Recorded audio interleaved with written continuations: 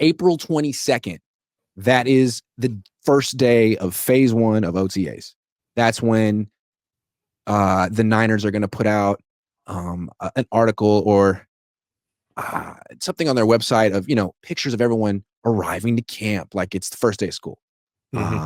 April 22nd. That's before the draft.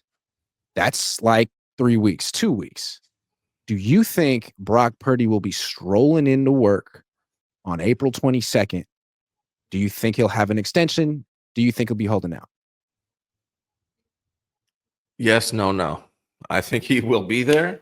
I think he'll show up. I don't think he'll have a contract. I don't think he'll be holding out. I don't think there's a lot for him to worry about from like an injury perspective in those OTAs, especially as a quarterback. He's just going to come in here and go to work like business as usual. That's what I think is going to happen for Brock Purdy.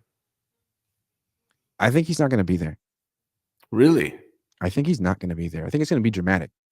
Now, phase 1 of OTAs, media won't be there. So we won't be like able to interview players and coaches about his absence.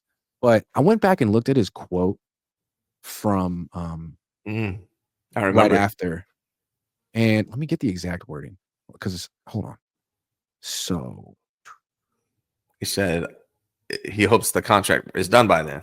So he said he hopes the contract is done right by then. But let me get the wording.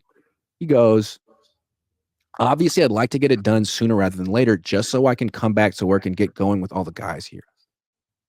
That kind of sounds like if I have an extension, I'll be there day 1 of OTAs. But if I don't, then I won't. I mean, that's how I interpret it. How do you interpret it? I mean, it did sound like that, and I can understand where that would come from in that line of thought. I don't think Brock's that guy, man. I feel like Brock's strength is his personality, his character, his leadership.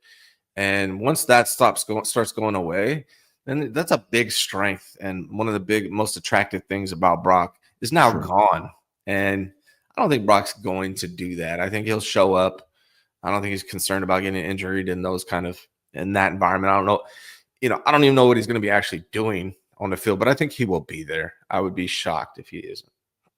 It's a good point. I mean, he could try to take the same route that Nick Bosa and Brandon Ayuk went and just hold out.